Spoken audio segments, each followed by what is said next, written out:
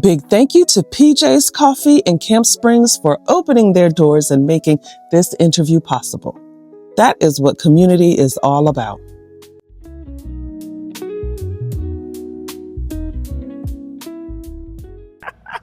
Oh, I'm cracking up. Listen, I am so excited. Guys, welcome to the Spotlight DMV. It is your girl, Rose, and this is a show where we highlight the movers and shakers in Prince George's County, the people that are making things move all across the DMV.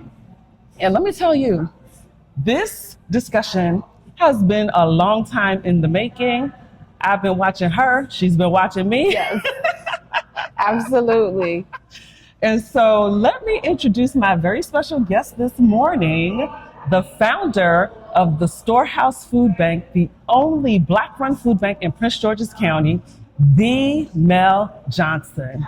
Welcome, Mel. Thank you for having me. Yeah, I am so excited to have you here. You know, I remember when we first met. I don't know if you remember. I absolutely do. Cherries. Is that what you remember? Oh my gosh. Oh, you came to that? Yes. Oh my gosh. Yes. I was thinking about in a minute. No, girl, cherries. Oh That's my when gosh. we first met. That was like in your earlier days. Mm-hmm. So Mel does monthly food giveaways. And in the very beginning, she was posting on Facebook about, people come pick up this food. I got some food and I need y'all to come pick it up. So she showed some pictures of all these boxes of cherries. And that weekend, my church was having a community day. So I went over there and I just started gabbing because that's what I do. I like to talk. I started gabbing and there was you. Of course, Ernie was there. And then I guess those were your kids that were there Probably. too. And then I actually met a farmer that I also partnered with on my community day while we were picking up cherries. And Ernie was like, if your church van can hold some more, go get your van and come get some more cherries. That sounds like him. No, and so from that, I connected with you on social media, and I've just been following your journey all the way up until now. And I'm just so excited about the way you have grown, I just see the outside portion. And so what looks to me like the support you're getting from the community. So we're going to get into all of that today because you have such an amazing story, a story about resilience, about growing up here in Prince George's County, about being a preacher's kid. Yes. Yeah, so let's get into it. Sure. And so let's start from the beginning at birth. Yes. No, but seriously, you're from this area, from Prince George's County? Yes. I am born and raised, been in Prince George's County pretty much all my life. Earlier years were in Washington, D.C., so I feel like I'm a Washingtonian. I'm also adopted, so I had a pretty interesting life to begin with, and that's kind of what has channeled this journey experience now. Yeah, and I did not know that you were adopted. I've been listening to different podcasts that you've done and reading some articles, and you are just very open in general about your faith and your belief in God and finding your purpose. And so talk to us about growing up. You grew up as a preacher's kid. What was that like for you? That was busy. I was a preacher's kid all my life. My father unfortunately passed when I was 9. And so, little rough times there, but then we found a new church and, getting acclimated to that. That's where I really learned how to serve people in spite of. And so I think that has helped this journey, right? Just being able to really show people love when they need it. Yeah. And I feel like that is what you really exude, like spreading love and spreading an experience that is surrounded in love, even when people are in these times that they're in need, and that's what's needed, to serve people in a way that they still feel respected. So I know that a part of your journey included having some medical issues at a young age. Let's talk about that piece of it. Yeah. So, we want to do sex trauma or we don't want to do stroke survivor? Which one are we going? Well, whatever you're comfortable Listen. with, because I know that that is a part of your story. Like in your teen years, you did experience some sex trauma.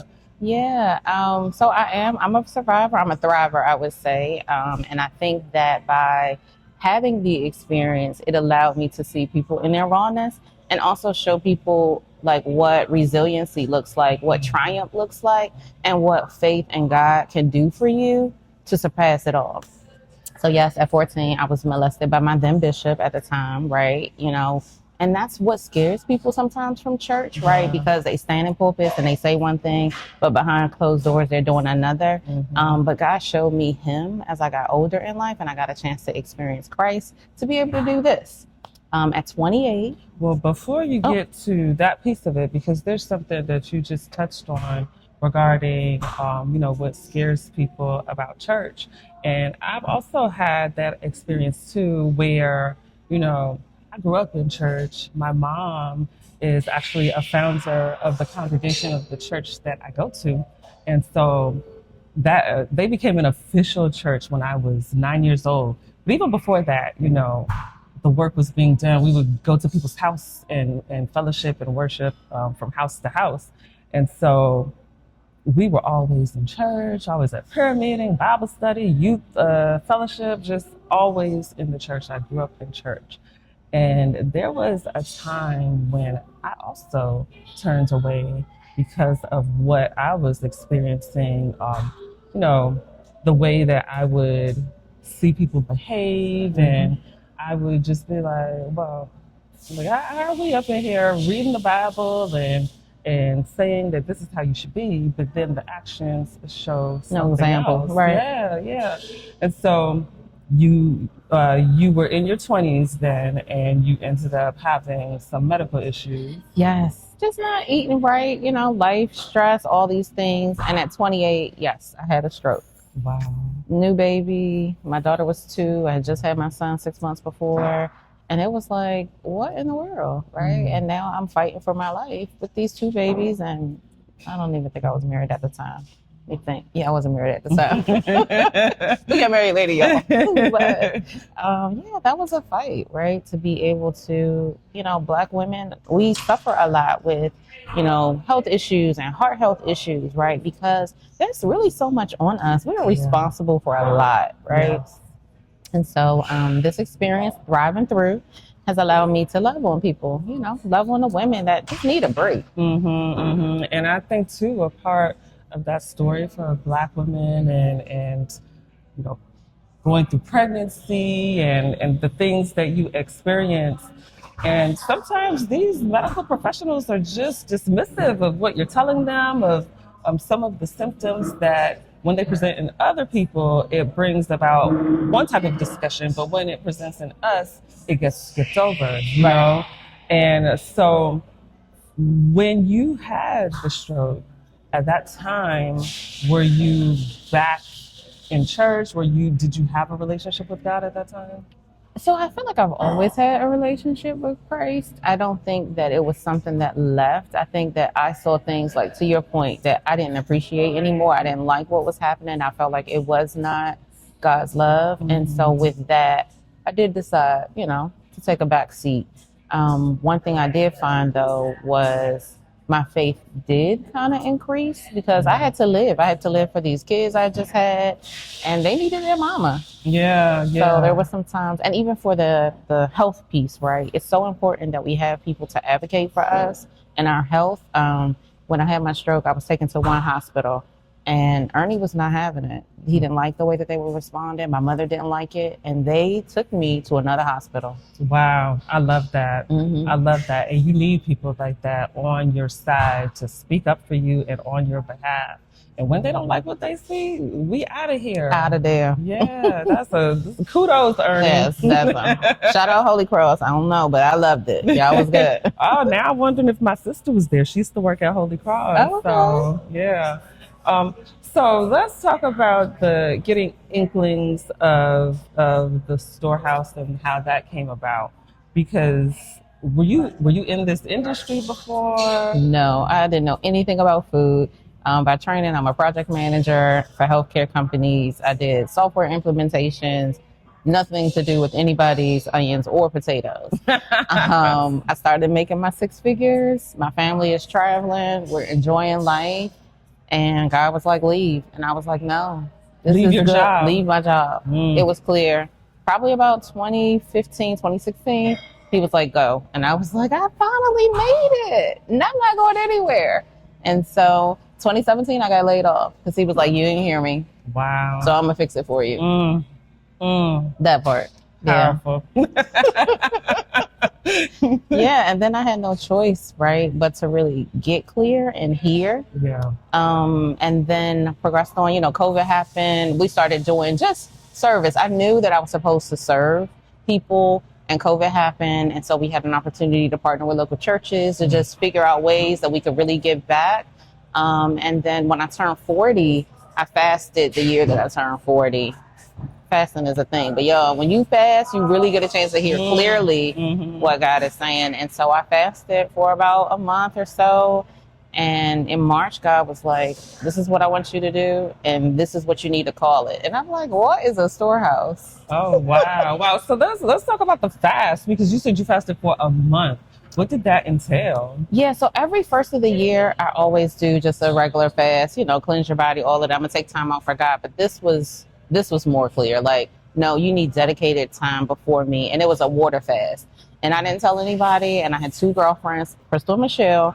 Secretly, that was our fast, and my best friend Jocelyn. That was what we did. We fasted. And when I tell you we were getting ready to fall out, we were getting ready to fall out. Okay. And we fasted water only from 6 to 6 every day for over 30 days. Wow. Because I was like, I heard what he said.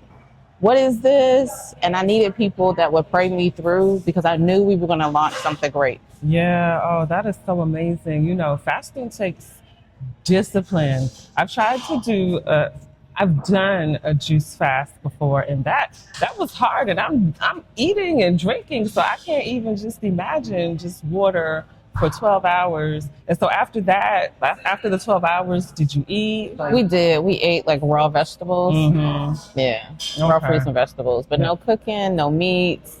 And y'all know I'm thick, so that was a lot. Okay, so you fasted and you received a message during that time saying what exactly? Feed my people. Call it this. Just like that. Mm-hmm, mm-hmm. And I know what it's like to first and foremost to be searching for something, right? To feel like you are missing something, because I experienced that throughout my 20s, my early 30s. I would keep asking, like, why am I here? What is my purpose? I don't understand why I'm here. And in my mind, it was more around having a successful career, making an impact in that way. And so I got a job at an organization, and I loved it. And at that time, I felt like, okay, this is what I was searching for. Until then, in 2022, when we had to go back to work, I started feeling like, yeah, this is not for me anymore. It's not for me. We were back in the office full time, and I was so uncomfortable, and I just was feeling a lot of angst. And I call that the squeeze, right? Mm-hmm. Because even before that, I kind of wanted out, but I made some nice money. Okay. Money will keep you places. Listen, me and some of my colleagues, we used to call it the golden handcuffs, right? Because I'm like, I don't know if I would go if somewhere else would pay me this much to do what I'm doing. And so even though I was borderline not happy, because of the money, I would stay. And then 2022 came, and I just was like, yeah, I don't want to do this, but I don't know what I want to do next. And I have been working since I was, 15, 16 years old, never without a job after that. And because I didn't know what to do, and people were like, oh, well, update your resume. And then do what? Like, I don't even know what to put on my resume. Like, I just had zero clarity about what was next. And my husband kept saying to me, just go ahead and leave. Like, I got us. Like, Thank God for a yeah. supportive Listen, husband. but he had to tell me that for months before I finally took the step. And even once I took that step, right, I gave my notice. I ended up leaving in October of 2022. And so after that, like I was depressed. Like it was difficult, and I didn't know what to do next. So what did you experience once you left? Because I know people hear when you talk about, oh well, yeah, God told me this, and then this is what I did, and now I'm here. But let's get into that in between and how you had to navigate that calling. Yeah, so what I have found with answering a yes to God, it is not going to be pretty. Mm-hmm. It will not be pretty because He's testing you to see if you're really going to do what He says, irregardless of whether He supports it or not. And so for me, leaving my job wasn't that hard, right? I did kind of fall out a little bit because I lost my job, right? And I had a cushion, so financially we were okay for a little bit. And then the well runs dry, right? You're talking Yeah. about two six-figure earner, income family, household. We doing a lot. I like bags, all of these things, and that changes to like, how we gonna make it? And builds out what you're saying. So yes, there was a test of my faith. I lost my goddaughter unexpectedly in a car accident.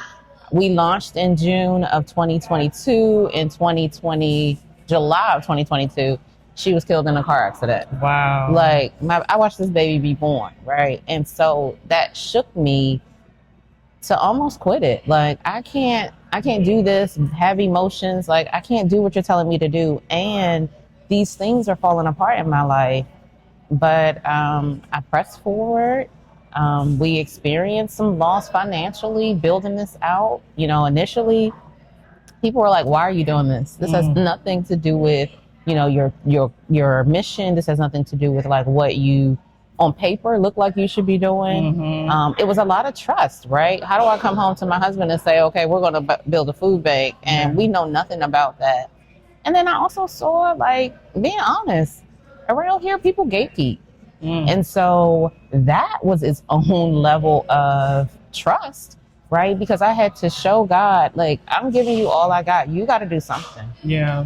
Yeah. And I know there was the piece of it where you talked about, because, you know, your husband was still working and you had to come to him and be like, you know, not just we're going to start this food bank, but I'm going to need your money to fund it in the beginning. That part. At the beginning, we still there. There is that's a whole nother story. We'll get to that. But yes, I had to ask my husband to fund not just our lifestyle, but now manage the lifestyle of others, right? That's a lot.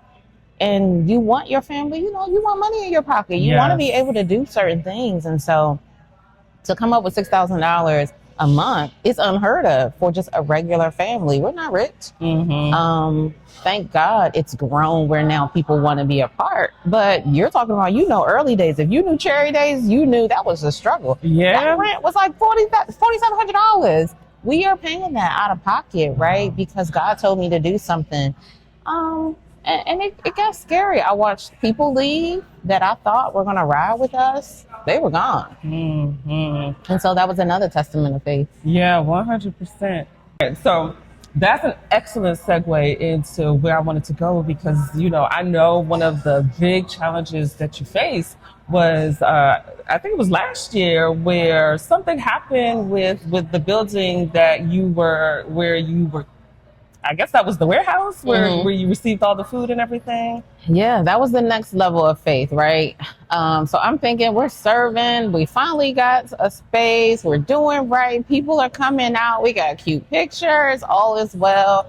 And then our landlord slaps us with a 15-day termination notice, not because of rent, but apparently folks were complaining about us. And we were, as I quote, a nuisance to the community. So that snatched me, heart, mind. Now, if I was going to quit, it was definitely that time. Yeah. Because I was hurt. I was hurt because I knew what God had said.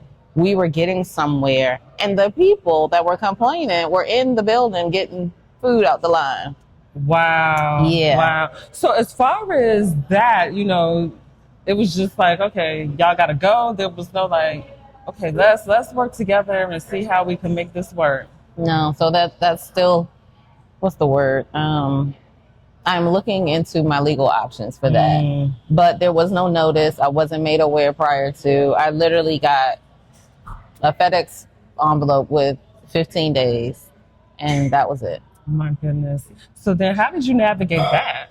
Oh, and that has been a trust thing too, right? I knew what God was saying in terms of national, right? And I knew that it was supposed to happen. But in some of that, I got comfortable. I got comfortable seeing the people come out Yeah. and get support. And I thought, hey, this is what we're supposed to be doing. But where we are now, the line has even doubled, right? From what we were. Oh my God. Yeah, like, That just gave me chills. listen. It was interesting. I think it was definitely a chance to see elevation to what was next. Yeah. I felt like God was calling me higher, and also like connections to people. I think people rode with us because it looked good. But then when it got tough and we had to figure it out, they kind of rolled out. And so I think God wanted me to see that Yeah. because I needed people, the people that I had looked out for, the people that we had served, communities, churches. I begged everybody and they didn't come through. Some people did. But that was another moment where I had to rely on God Yeah. for us to go next level.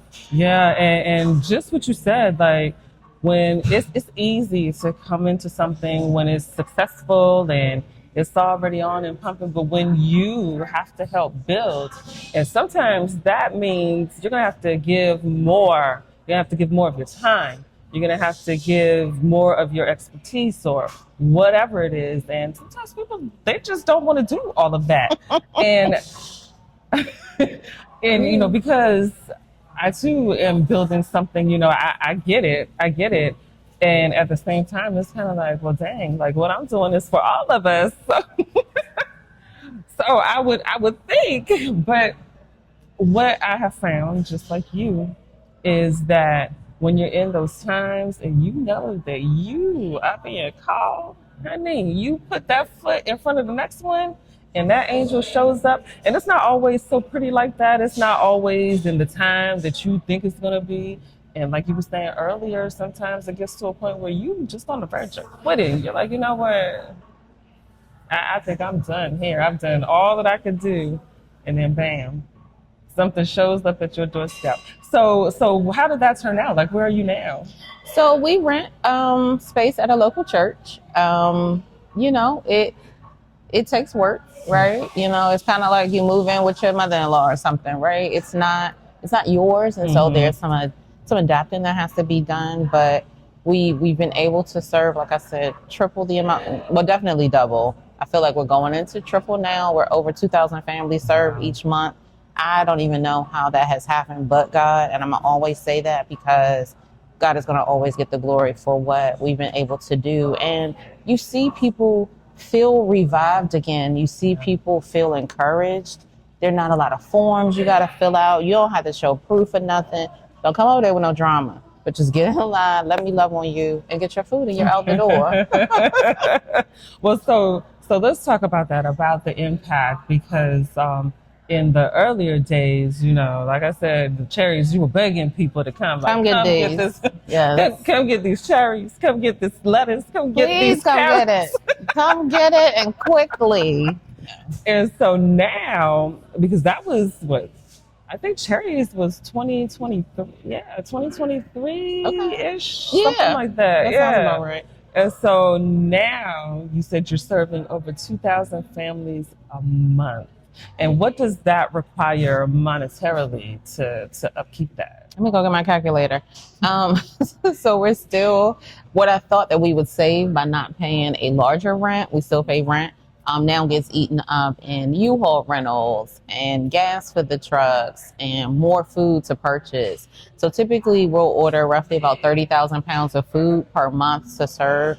And so we have the giveaway that we do every third Saturday, but I also do other partner events. So every Monday we have a giveaway for about 150 people at 10 a.m. Like, I haven't even really told it. You might be the first person to now know. Yeah, I haven't heard about that. You heard it here first on the Spotlight DMV. Yes. So even like with moments like that, there's always an opportunity for us to serve, and that grows. So we're looking at about $6,700 a month to cover everything. That's why we're doing a gala. Yeah. So we'll get into the gala. Yes. But I know that one of your values is that you want to serve fresh produce. And, this is something that is desperately needed in Prince George's County, especially in specific areas where there aren't grocery stores for miles. And, that's what they call a food desert, when there's a certain amount of miles that there's not a grocery store. And so we definitely have those issues in some areas of the county. But that is what I love about your food bank, because, I know some of the others, they partner with grocery stores and get some of the items that are on the verge of having to go out the door. Recovery. And so you'll find all kinds of stuff like baked goods and cookies. And I'm not saying it's a bad thing, but as we spoke about at the top of the show, Black people in Prince George's County is a majority African American and minority county, and we suffer from some of the health issues that can be solved by eating properly, by eating fresh foods and produce and things like that. So that is what I love, that is a part of your mission, and also a part of what you talked about serving love, right? And what I heard you say in other discussions is you want people to have an experience when they come in contact with you. So talk about that piece of it. Sure. So when people get a chance to come to the Storehouse, they'll meet me, right? From my voice on the phone. People are sometimes surprised that I answer the line, because they're like, well, I would think you'd be doing other stuff. I'm like, yeah, but this is the work, right? And so it's important to show you that through the process. So from initial intake, I'm sending the emails out. If you didn't get a chance to register, I'll give you a second chance. You might even can text me sometimes, right? Now I have to get a new phone. But anyway, you might can text me just to connect, right? And I've noticed that a lot of our seniors, they feel like, oh my gosh, you were so patient with me. You didn't just send me to the website. Because I can hear, hey, there's some level of delay, or, you're busy, or you can't navigate the website. Okay, it takes me 2 seconds to just key your information in. But that's a part of the love that I can take the time.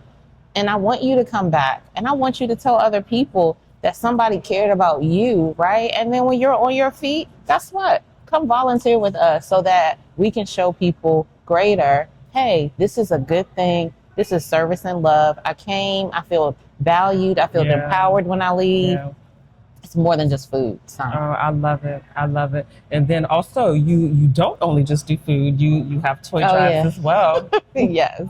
So definitely building relationships with our families. We've learned, hey, you know what? I got this other need, right? And you can't do it all, but maybe you know how to connect us to other resources. And so, yes, we've launched our book bag giveaway, our backpack giveaway in August. And then we have the Storehouse Christmas, which doubles as our kind of toy giveaway.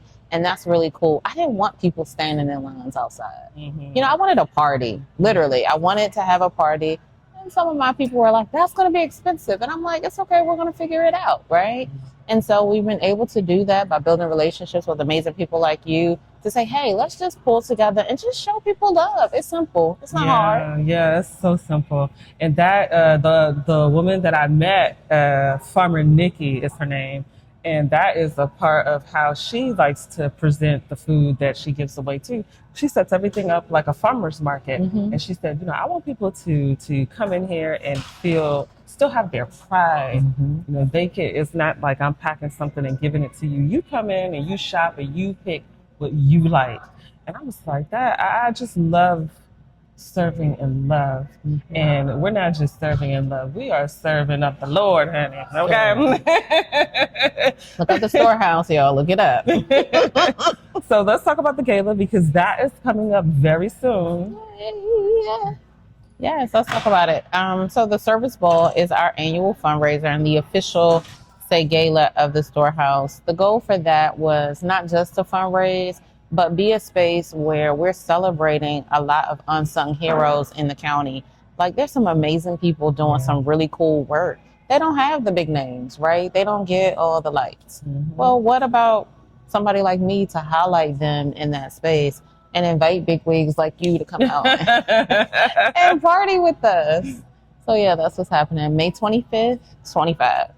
I love that. I love that you are taking this opportunity to highlight other people that are, serving love as well. It's so important that we celebrate each other and for a good cause. So guys, make sure you come out to the Service Ball May 25th.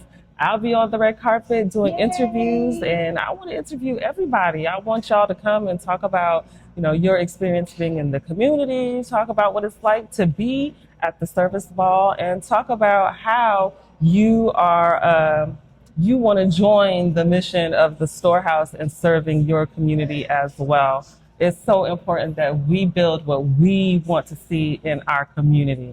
And so, Mel, how can the community help you? I know you want us to come to the Service Ball, and after that, what else do you need? Yes, so we need voices. We need advocacy. We need people knowing that this organization exists, but not just we exist, right? But we're determined to empower people. Yeah. So our organization does not serve processed goods. We won't serve you canned food, right? And, people try to change my mind a little bit, but that's the focus, right? Making sure that families have good quality foods, right? And we need people to help us share that mission and that awareness with other community spaces. Yeah, and they need money. We need money. We need a coin. We need volunteers. So all of these organizations, from D9 to other places, if you're looking to volunteer and partner, here's an opportunity to do that. Oh, I love that. Yes, because it's monthly every Saturday. And you heard serving up 2,000 families, and I know it's going to be more. So we need those hands out there helping to serve up some love. And so, Mel, thank you. Thank you. Before we go, how can folks connect with you? Sure. So you can follow us online we changed our handle. We've grown up a little bit. Now it's the Storehouse US, all one word. Or follow me, Mel Johnson. Awesome. I'll link everything in the description, guys, so that you can connect with Mel. And thank you so much for the work that you are doing in the community. This is something that is needed. And, I continue to pray for you and your team and for your success. Thank you so much. Thank you for having us. Yes, of course. We did it. Yes. Thank you. Oh my gosh, yes. I appreciate you so much. I'm mad about the cherries.